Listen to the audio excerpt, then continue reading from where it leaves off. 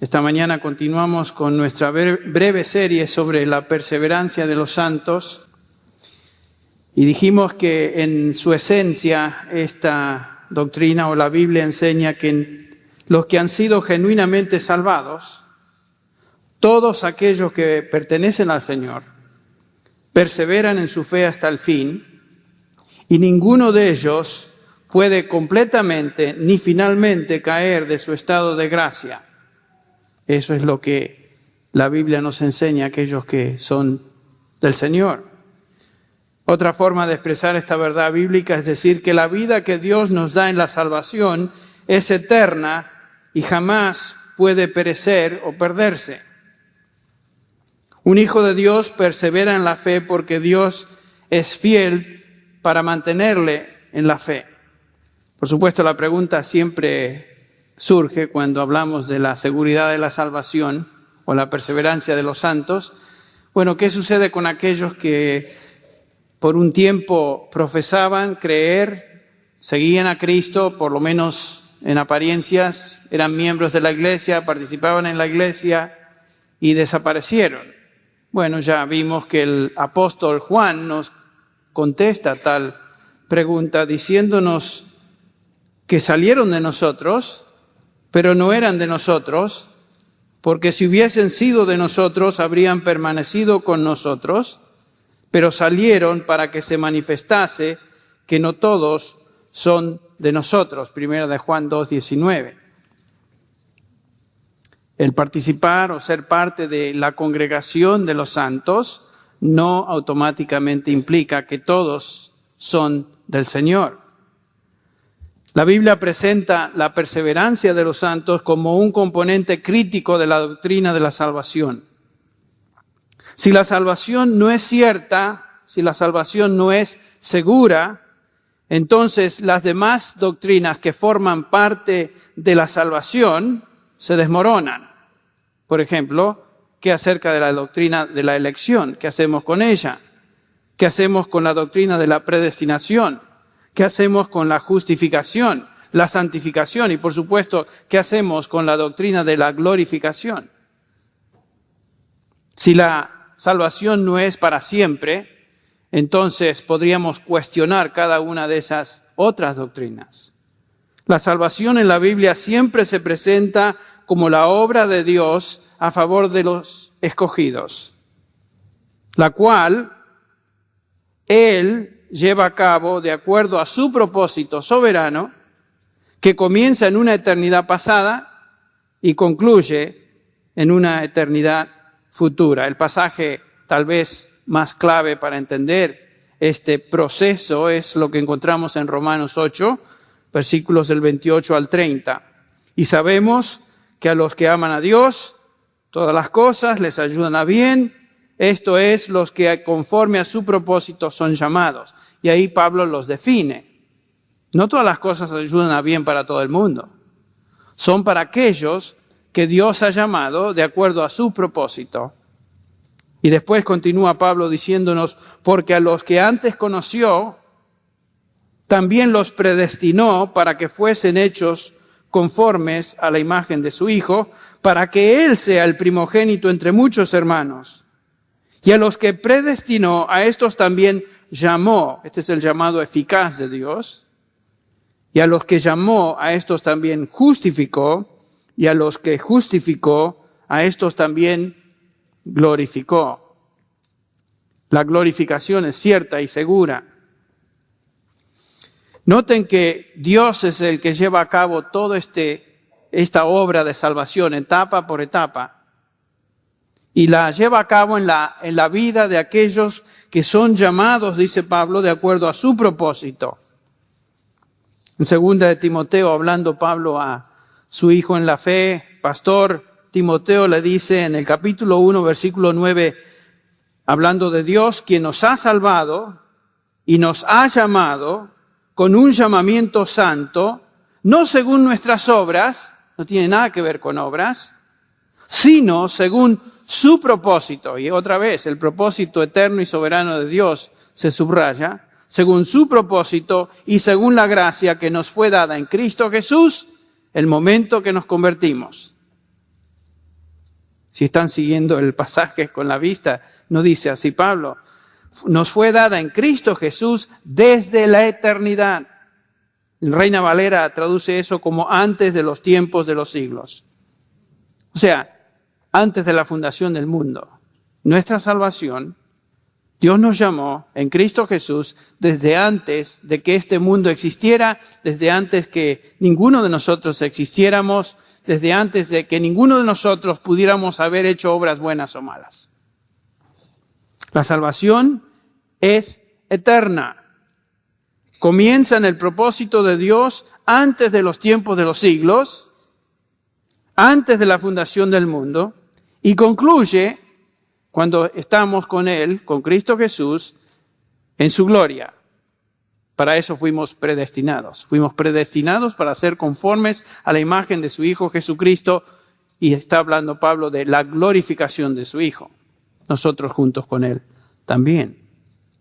Entonces, los creyentes verdaderos, aquellos que son parte de este propósito eterno, tienen vida eterna y perseveran en su fe hasta el fin. Cristo, orando por los suyos, dice allá en el capítulo 17 de Juan, Padre, como le has dado potestad sobre toda carne, para que dé vida eterna, ¿a quién? A todos los que le has dado. Cristo está orando por aquellos que el Padre le dio.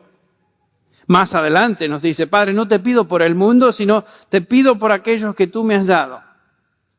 Y no solamente pido por esto, los 11, sino que pido por todos aquellos, el versículo 20, que han de creer por medio de ellos, por esa predicación del Evangelio. Cristo ya estaba intercediendo a favor de todos los creyentes a través de todos los siglos y todas las épocas hasta que Él venga. Aquellos que Él vino a salvar, dice, aquellos que tú me has dado. Y de aquellos, de los suyos, Jesucristo dice, mis ovejas oyen mi voz y me siguen y no perecerán jamás, ni nadie las arrebatará de mi mano. Mi Padre, quien me las dio, es mayor que todos y nadie las puede arrebatar de la mano de mi Padre. Y después agrega, yo y el Padre, uno somos. Imagínense, estamos en las manos de Dios Padre, estamos en las manos de Dios Hijo y nadie nos puede arrebatar de esas manos poderosas. Nadie. La promesa de salvación eterna, la garantía de perseverancia en la fe exclusiva, es exclusivamente de aquellos que el Señor llama como sus escogidos o sus ovejas. Esa es salvación eterna, para ellos solamente. Si tú eres hijo de Dios por fe en el Señor Jesucristo, tú no perecerás jamás. Tu fe persevera hasta el fin porque eres protegido por el poder de Cristo y el poder del Padre. Lo que hace de la salvación algo tan glorioso, algo tan estupendo, algo tan digno de alabanza, es justamente que la salvación es eterna. No perece, no puede ser destruida. Como dije la última vez, cualquier idea de la salvación que no incluya la seguridad eterna es una distorsión de la verdad. La otra cara de la moneda es la siguiente. Cualquier idea de la salvación que excluya la perseverancia de la fe también es una distorsión de la verdad. O sea, van juntos. Somos salvos para siempre si permanecemos en la fe. Es obvio. Si eres hijo de Dios, nunca perecerás. Pero si eres hijo de Dios, tú nunca vivirás una vida presumiendo en tu seguridad y por lo tanto haciendo lo que se te da la gana.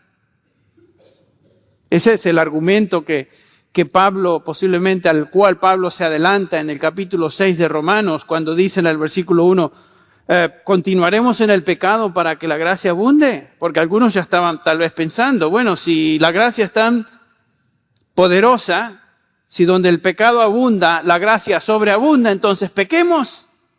Disfrutemos el pecado. Y la pregunta es, ¿continuaremos en pecado para que la gracia abunde? No, de ninguna manera, dice Pablo. Imposible. ¿O no sabéis los que habéis sido unidos a Cristo Jesús, bautizados en Él? Sois de Cristo, hemos sido bautizados con Él en su muerte, en su resurrección para nueva vida. Y todo el argumento del capítulo 6 de Romanos es que ya no somos lo que éramos. Estamos en Cristo Jesús, hemos sido liberados, hemos sido identificados con Cristo Jesús en su muerte, en su resurrección, que Pablo llama para vida nueva. Una oveja de Cristo sigue a Cristo porque tiene vida nueva, porque es distinto, ha sido transformado, ha sido renovado. Y persevera en la fe.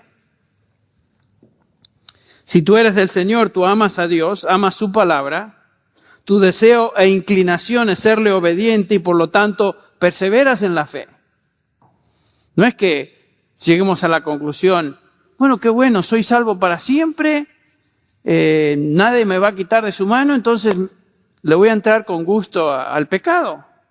La persona que concluye llega a esa conclusión, da evidencias de que ni siquiera entiende el Evangelio, no sabe lo que es la salvación y pertenece a Cristo Jesús. Porque para mí el vivir es Cristo y el morir es que ganancia. Y esa es una afirmación que creo todo hijo de Dios puede hacer. En diferentes niveles, a diferentes grados, nuestro deseo es ser obedientes a Cristo. No es vivir como se nos da la gana. Yo no quiero vivir como antes. ¿Usted quiere vivir como antes? No. No.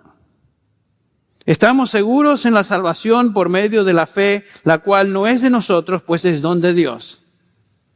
La obra de salvación en el corazón se presenta en la Escritura como la obra de Dios del comienzo al fin, es una obra sobrenatural. Hablamos de eso la última vez. No estamos hablando de fe natural, sino de una fe sobrenatural.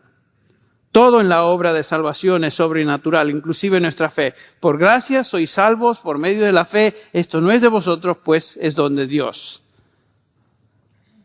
Todo es don de Dios en la salvación. Todo el paquete de salvación, inclusive la habilidad de creer en Cristo Jesús y abrazar a Cristo Jesús y el Evangelio para salvación.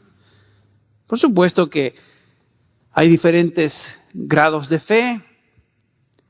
No todo creyente tiene la misma fe en el sentido de la misma fortaleza en su fe. Hay creyentes débiles en su fe.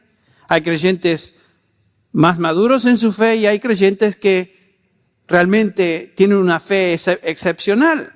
Pero todos tienen fe. Por eso Juan dice, os he escrito a vosotros hijitos, y habla de 3 divisiones. Primera de Juan capítulo 2, versículo del 12 en adelante. Habla de los niños, habla de los jóvenes y habla de los padres. Niveles de madurez en el crecimiento o en la vida cristiana. Por supuesto, a veces nuestra fe es débil. El creyente a veces duda. El creyente tiene periodos de dudas y flaqueza espiritual. Eso lo podemos reconocer. Pero su duda nunca llega a ser completa, ya que aún en esa debilidad el Señor, quien la dio, la mantiene hasta el día de Jesucristo. Y gracias a Dios por eso, que el que comenzó la buena obra en vosotros, la perfeccionará, la terminará hasta el día de Jesucristo. Y noten que esta obra continúa moviéndonos a perseverar. En ese capítulo, en esa misma epístola de Filipenses, el capítulo 2, versículo 12, nos dice, por tanto, amados, como siempre habéis obedecido, no como en mi presencia solamente, sino mucho más ahora en mi ausencia, ocupaos en vuestra salvación con temor y temblor. Y después agrega, porque Dios es el que en vosotros produce o causa así el querer como el hacer por su buena voluntad. O sea, Dios quien comenzó esa fe en nosotros de querer y hacer y seguir el Evangelio y abrazar a Cristo y el Evangelio, ese mismo Dios que comenzó esa obra, continúa en esa obra hasta el día de que el Señor venga por los suyos. Y continúa trabajando en nuestro corazón, causando en nosotros el querer como el hacer. Si Dios comenzó la buena obra de salvación, Él la va a continuar, Él va a continuar esa obra hasta el día de Jesucristo y lo hará en nuestros corazones de tal manera que vamos a querer perseverar. Vamos a desear perseverar. Yo no he conocido a un creyente genuino que no quiera perseverar en su fe. ¿Han conocido a alguno de ustedes? Si una persona no quiere perseverar en la fe y la abandona, da evidencia que no es del Señor. El Señor no está trabajando en ese corazón. Fue una fe espuria, una fe superficial, una fe pasajera. Se dejó llevar por ciertas emociones o ciertas cosas y, como me dijo uno en mi oficina hace unos años, la verdad que yo seguía a Cristo porque me pareció una buena filosofía. Pero realmente ya no comparto la misma opinión que antes tenía, por lo tanto ya no estoy en la iglesia. Y si ustedes supieran de quién les hablo, los que ya han estado en esta iglesia por muchos años, sabrían exactamente a quién me refiero. Una filosofía. Interesante, ¿no? ¿Qué es una filosofía? Es una idea humana, es una opinión humana. Hay muchos filósofos dentro de la iglesia que se apegan, se agregan a las filas de los creyentes, pero realmente no han sido transformados, no son de Cristo. Pero por afuera se ven parecidos. Así como la cizaña se parece al trigo, de la misma manera un profesante se parece a un creyente.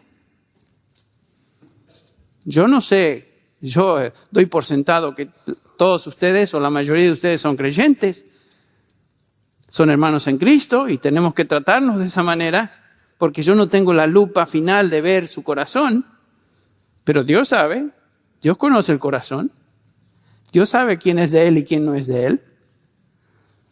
Podemos engañar a los hermanos, es fácil engañar, pero al fin y al cabo es difícil engañar para siempre. Ahora, volviendo a nuestro pasaje de Primera de Pedro, acuérdense que Pedro está hablando a creyentes, está hablando a un grupo de hermanos que estaban pasando por problemas, pruebas, persecución. Nos dice allá, capítulo 1, versículo 1, Pedro, apóstol de Jesucristo, a los expatriados de la dispersión. Y aquí está mencionando estas provincias, Ponto, Galacia, Capadocia, Asia, Bitinia, todas porciones de lo que hoy se conoce como Turquía. Dice, elegido según la presencia de Dios, presciencia de Dios. En otras palabras, son los elegidos. Y después en el versículo 3, hablando a estos creyentes que estaban pasando por diversas pruebas, Pedro, animándoles, les dice, bendito el Dios y Padre de nuestro Señor Jesucristo, que según su grande misericordia nos hizo renacer para una esperanza viva, por la resurrección de Jesucristo de los muertos, para una herencia incorruptible, incontaminada, inmarcesible, reservada en los cielos para vosotros, que sois guardados por el poder de Dios mediante la fe, para alcanzar la salvación que está preparada para ser manifestada en el tiempo postrero. Pedro está escribiendo a creyentes, a los elegidos, y estaban pasando por momentos muy, muy difíciles. Pero Pedro les dice que cada uno de ustedes que están pasando por estos problemas, estas dificultades, sois guardados por el poder de Dios mediante la fe. En medio de las pruebas, Dios los está guardando, los está protegiendo. En lo cual ahora, dice el versículo 6, os alegráis, aunque ahora por un poco tiempo, si es necesario, tengáis que ser afligidos en diversas pruebas. Pero en medio de esta intensa aflicción, Pedro les recuerda que ellos serán protegidos por el poder de Dios, por medio de la fe. Estos creyentes, sin duda, imagínense, temían. Estaban temiendo por su salud física. Temían tal vez que no podrían aguantar la persecución. Y en algunos casos estaban siendo martirizados. Sin duda se preguntaban si su fe podría soportar todo esto, si realmente serían fieles hasta el fin. Acuérdense que estos creyentes no tenían la Biblia como hoy la tenemos. No tenían toda la revelación escrita.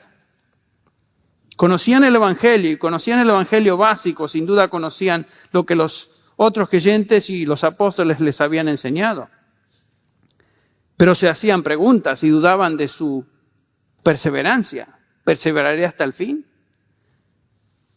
Y Pedro les recuerda que la razón de esas pruebas que están pasando es justamente para demostrar que su fe era genuina y que no iba a perecer.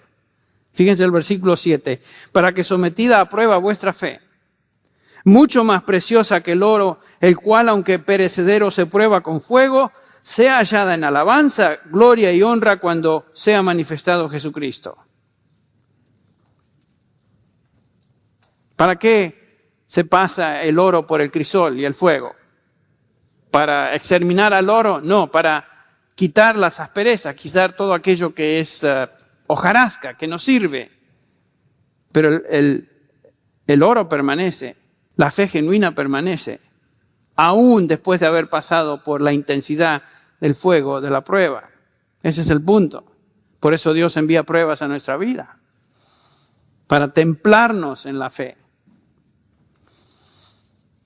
En otras palabras, Pedro les está diciendo que su fe va a perseverar. Su fe demostrará ser genuina y real hasta el fin. Y la razón es porque la fe es la fe que salva, es una fe sobrenatural. La fe que Dios comenzó en ellos continuará manteniéndola hasta que Cristo venga y el Salvador sea finalmente manifestado. Si Pedro creyera que la salvación se pudiera perder, su epístola hubiera tenido otro énfasis. Hubiera dicho cosas como: aférrense, agárrense fuerte, no abandonen su fe en medio de las pruebas, manténganse cueste lo que cuesta, porque si no perderán lo que han obtenido. Ese sería el énfasis. Pero no dice eso, sino que comienza con una doxología.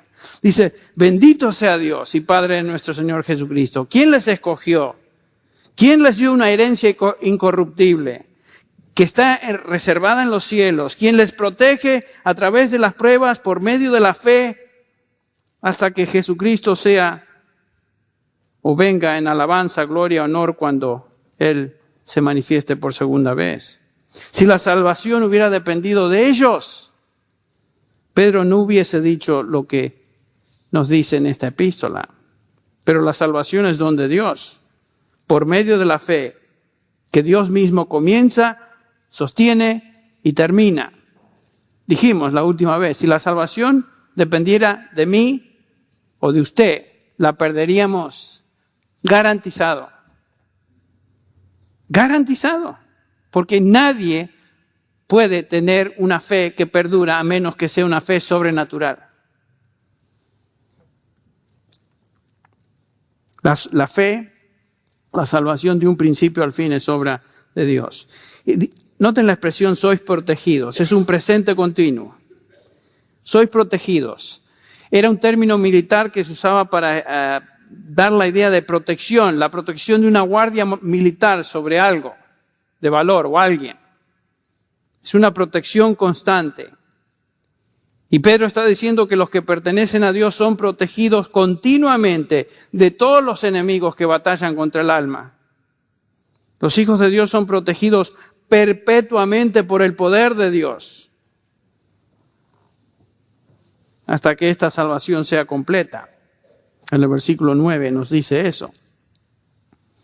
Acuérdense que la salvación, desde el punto de vista bíblico, tal vez la pudiéramos ver en tres partes. Somos salvados de la paga del pecado en la justificación, tiempo pasado. Estamos siendo salvados del poder del pecado en la santificación. Estamos siendo continuamente librados, salvados del pecado. Y finalmente seremos salvados de la misma presencia del pecado cuando estemos con Cristo en gloria.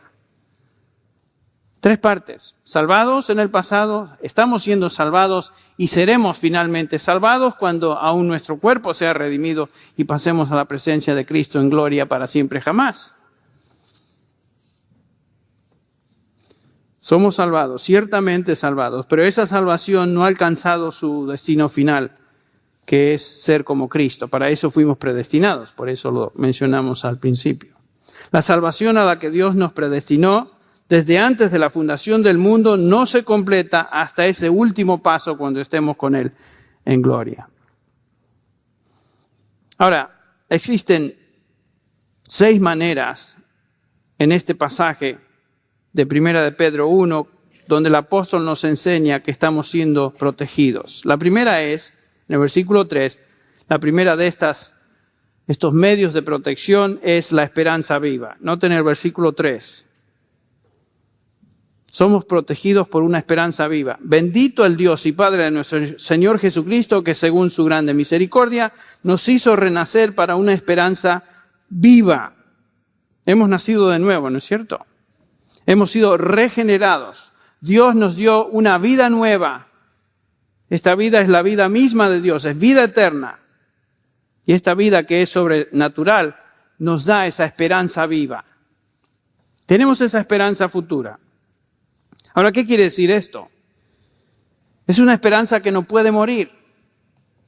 Dios comenzó esta esperanza cuando nos salvó y va a continuar hasta que estemos con Él. Noten el versículo 13 de este capítulo 1 de Pedro.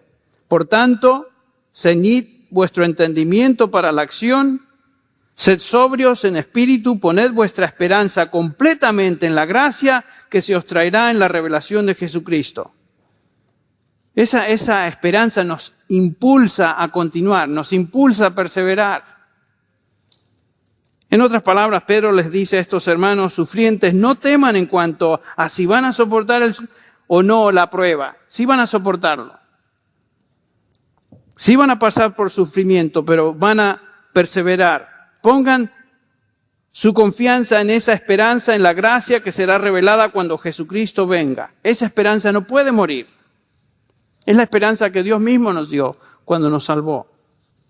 Segunda Tesalonicenses 2:16 dice, y Él mismo, Jesucristo, Señor nuestro y Dios nuestro Padre, el cual nos amó y nos dio consolación eterna y buena esperanza por gracia, conforte vuestros corazones.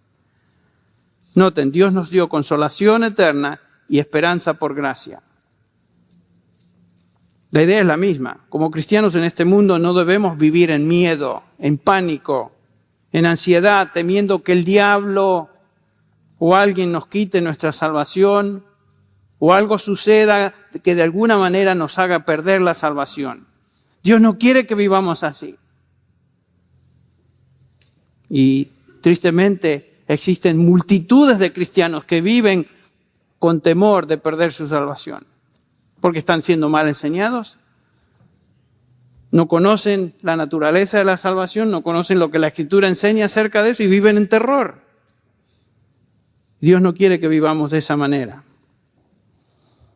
Por tanto, dice Pablo, debemos ser confortados.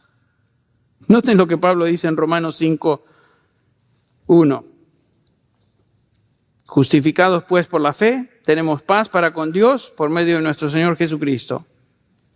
Versículo 2, por quien también tenemos entrada por la fe a esta gracia, en la cual estamos firmes y nos gloriamos, ¿en qué? En la esperanza de la gloria de Dios. ¿Notan algún tono de duda en Pablo? ¿Notan algún tono de temor o miedo del futuro? No. ¿Por qué? Porque hemos recibido una esperanza viva, es una esperanza viviente. No es simplemente una añoranza o un deseo. No es la idea, bueno, espero llegar algún día. No es eso.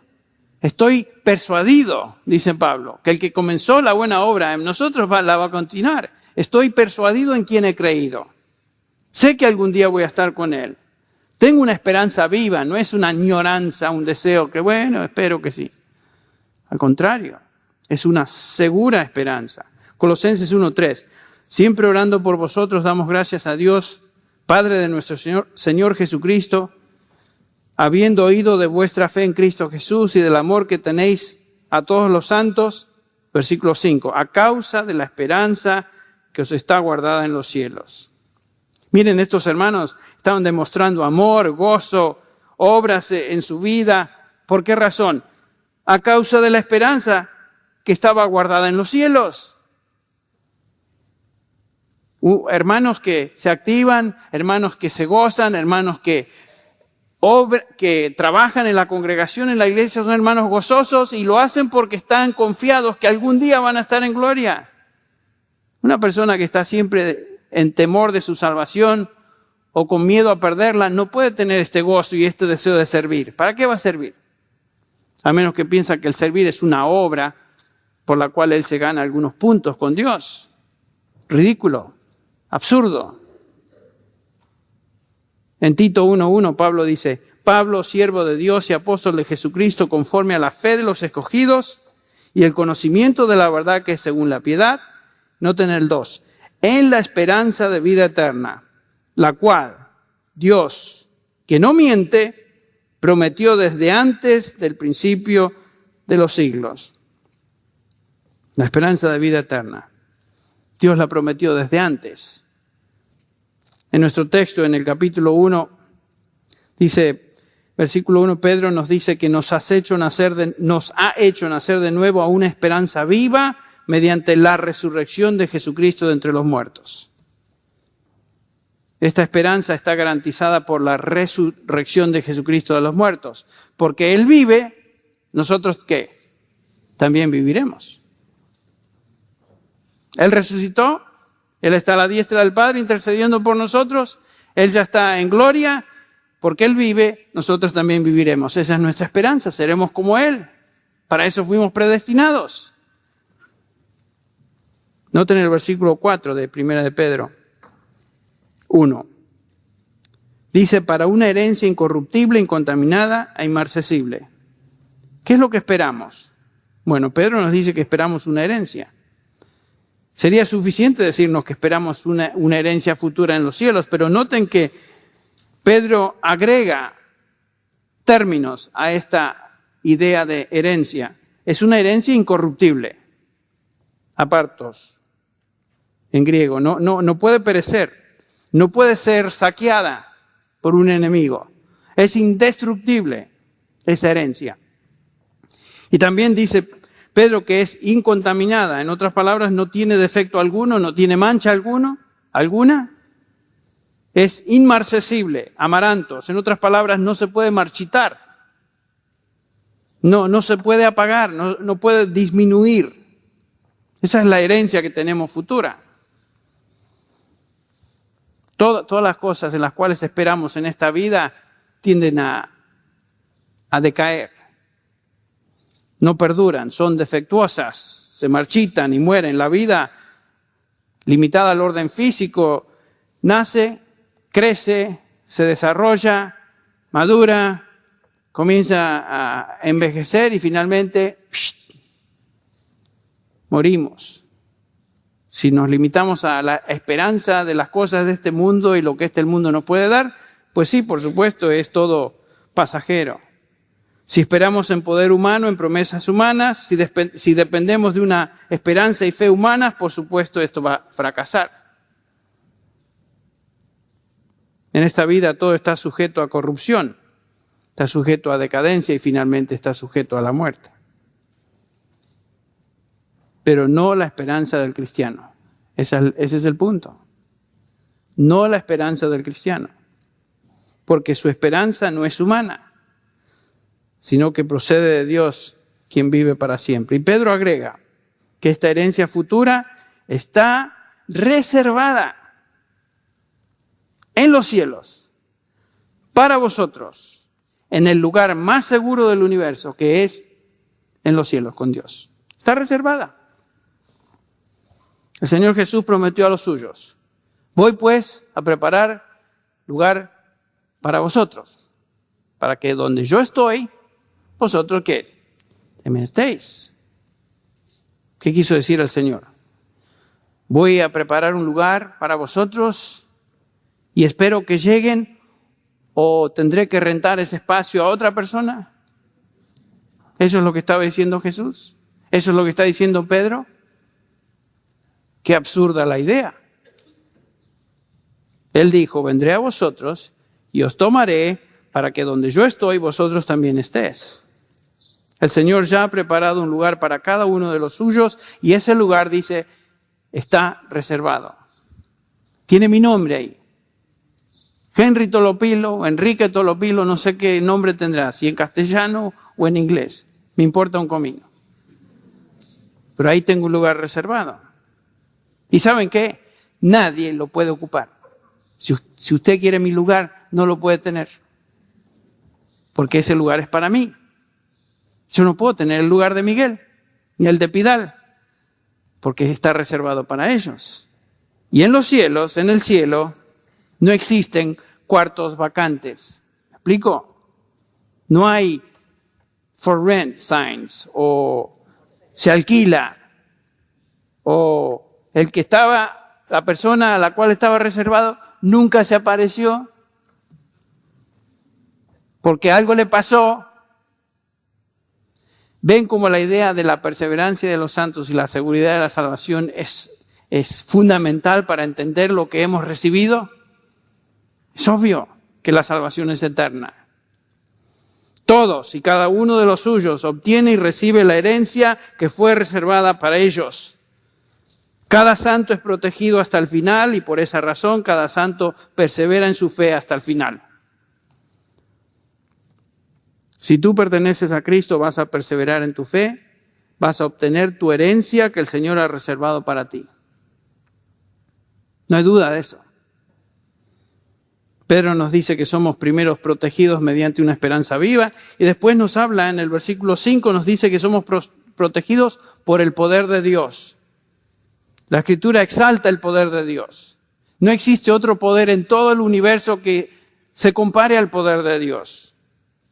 Por ejemplo, la Biblia nos dice que Dios creó a este universo por su poder. Todo lo que existe, todo lo que hay, Dios lo hizo. Y como si esto no fuera suficiente, la Biblia nos dice que Dios creó todo este universo ex nihilo, o sea, de la nada. No había material con que trabajar, Dios lo hizo. No solamente eso, sino que Dios creó el universo simplemente declarándolo existente. Dios habló y se hizo. Él no estuvo trabajando, formando, sino que con su palabra y el poder de su palabra Dios creó. El mundo no fue hecho, finalmente no fue hecho por medio de etapas de miles y millones y billones de años en un proceso de evolución, sino que Dios creó a este universo y le dio un aspecto de madurez. Lo creó maduro. Y no solamente eso, sino que sí lo hizo en 6 etapas, que la Biblia nos dice son 6 días. O sea que Dios creó a este mundo en 6 días, una semana, estableciendo así el patrón de vida para el resto de nosotros. No solo Dios creó el universo, sino que también nos dice la Biblia, lo mantiene, lo sostiene, de tal manera que este universo no se desintegra. Solamente observen el universo. Observen los astros, observen las estrellas, observen la luna, la distancia de la luna con la Tierra y cada planeta el uno para con el otro. ¿Qué caos sería si Dios no mantuviera esto en orden? Sería absolutamente caótico. No podemos entender cómo esto sucede. Einstein murió frustrado porque nunca descubrió la fuerza que mantiene este universo en una unidad armónica. Nunca descubrió eso. Bueno, ¿sabe cuál es esa fuerza que mantiene este mundo y lo sostiene en orden? Es Dios. Dios. El poder de Dios. Y ese poder es el que nos trajo salvación y nos mantiene salvos. Nos protege de tal manera que continuamos en la fe. Perseveramos en la fe. La fe salvífica, la fe que salva al pecador, no es una fe humana, sino una obra de Dios en el corazón por la cual Él mueve al hombre a entender, creer y abrazar la verdad del Evangelio en Cristo. Cantamos un himno donde el autor del himno hace la pregunta, yo no sé qué es lo que me motivó, no me acuerdo las palabras exactas, a poner esa fe en el Evangelio. Dios mismo lo hizo. Esta obra que Él comenzó, Él sostiene y perfección hasta el fin.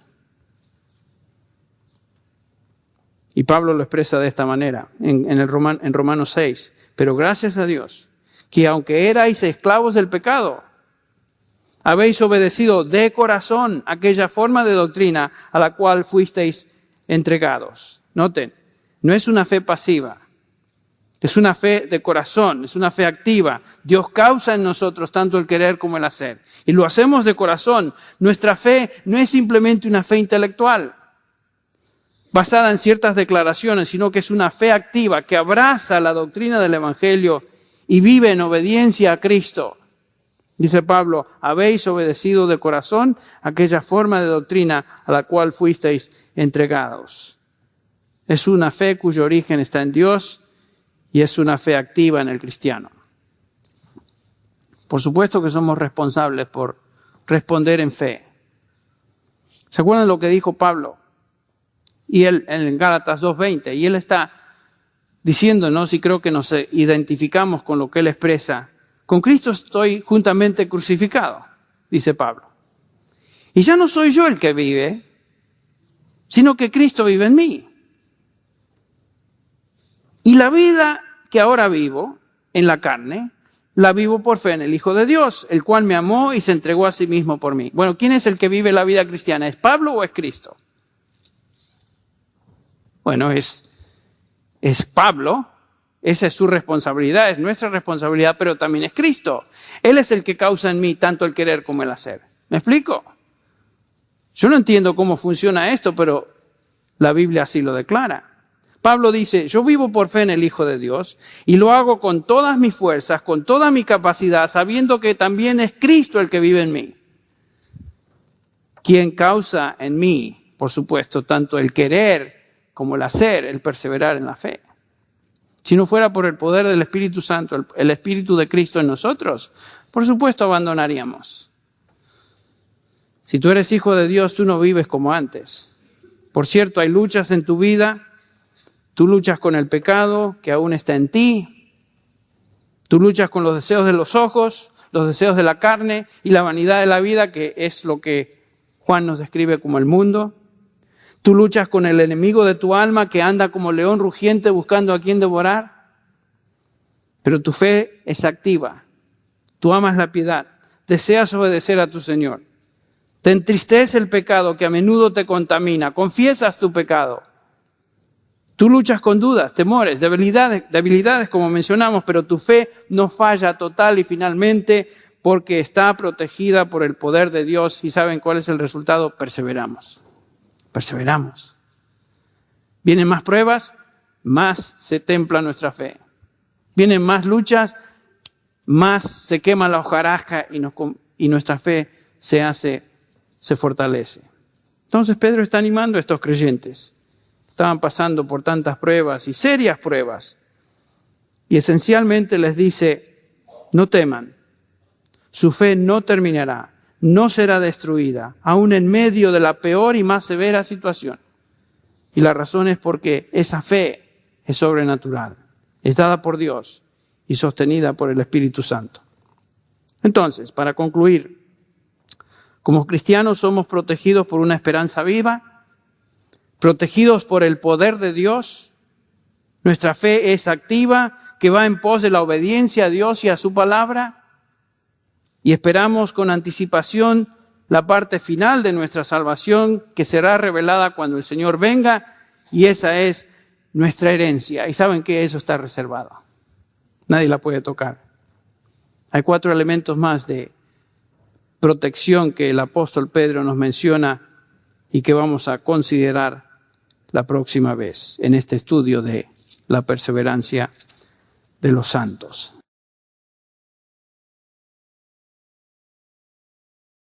Dios es el que lleva a cabo toda esta obra de salvación etapa por etapa y la lleva a cabo en la vida de aquellos que son llamados, dice Pablo, de acuerdo a su propósito.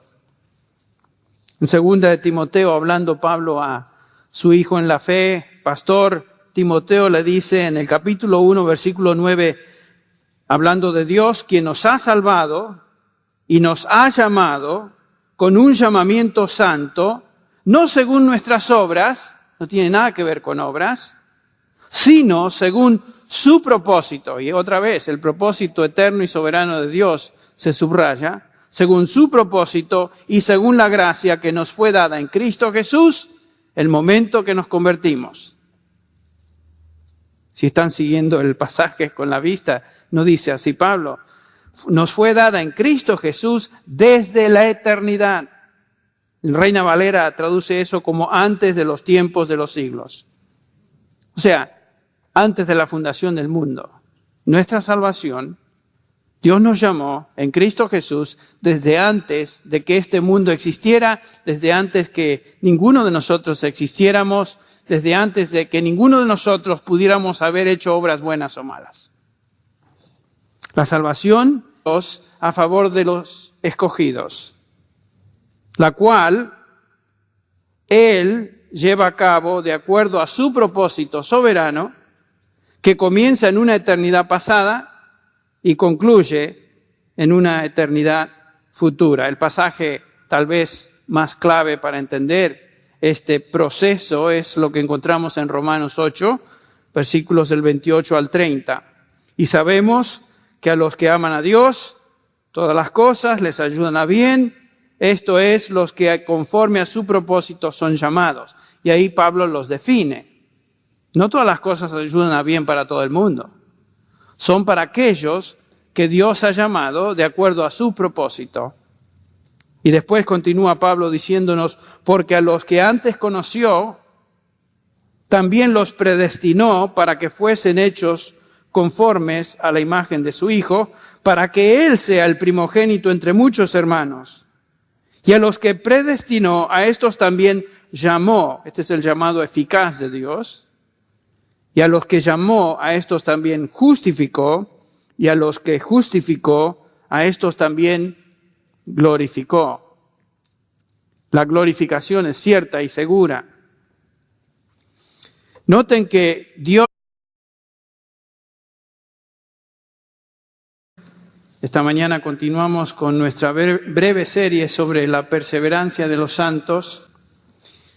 Y dijimos que en su esencia esta doctrina o la Biblia enseña que los que han sido genuinamente salvados, todos aquellos que pertenecen al Señor, perseveran en su fe hasta el fin y ninguno de ellos puede completamente ni finalmente caer de su estado de gracia. Eso es lo que la Biblia nos enseña a aquellos que son del Señor. Otra forma de expresar esta verdad bíblica es decir que la vida que Dios nos da en la salvación es eterna y jamás puede perecer o perderse. Un hijo de Dios persevera en la fe porque Dios es fiel para mantenerle en la fe. Por supuesto, la pregunta siempre surge cuando hablamos de la seguridad de la salvación o la perseverancia de los santos. Bueno, ¿qué sucede con aquellos que por un tiempo profesaban creer, seguían a Cristo, por lo menos en apariencias, eran miembros de la iglesia, participaban en la iglesia y desaparecieron? Bueno, ya vimos que el apóstol es eterna. Comienza en el propósito de Dios antes de los tiempos de los siglos, antes de la fundación del mundo, y concluye cuando estamos con Él, con Cristo Jesús, en su gloria. Para eso fuimos predestinados. Fuimos predestinados para ser conformes a la imagen de su Hijo Jesucristo, y está hablando Pablo de la glorificación de su Hijo. Nosotros juntos con Él también.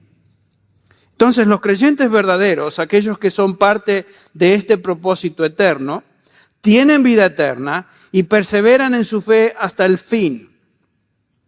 Cristo, orando por los suyos, dice allá en el capítulo 17 de Juan, Padre, como le has dado potestad sobre toda carne, para que dé vida eterna, ¿a quién? A todos los que le has dado. Cristo está orando por aquellos que el Padre le dio. Más adelante nos dice, Padre, no te pido por el mundo, sino te pido por aquellos que tú me has dado. Y no solamente pido por esto, los 11, sino que pido por todos aquellos, el versículo 20, que han de creer por medio de ellos, por esa predicación del Evangelio. Cristo ya estaba intercediendo. Juan nos contesta tal pregunta diciéndonos que salieron de nosotros, pero no eran de nosotros, porque si hubiesen sido de nosotros, habrían permanecido con nosotros, pero salieron para que se manifestase que no todos son de nosotros. Primera de Juan 2:19. El participar o ser parte de la congregación de los santos no automáticamente implica que todos son del Señor. La Biblia presenta la perseverancia de los santos como un componente crítico de la doctrina de la salvación. Si la salvación no es cierta, si la salvación no es segura, entonces las demás doctrinas que forman parte de la salvación se desmoronan. Por ejemplo, ¿qué acerca de la doctrina de la elección? ¿Qué hacemos con ella? ¿Qué hacemos con la doctrina de la predestinación? ¿Qué hacemos con la justificación, la santificación? Y por supuesto, ¿qué hacemos con la doctrina de la glorificación? Si la salvación no es para siempre, entonces podríamos cuestionar cada una de esas otras doctrinas. La salvación en la Biblia siempre se presenta como la obra de Dios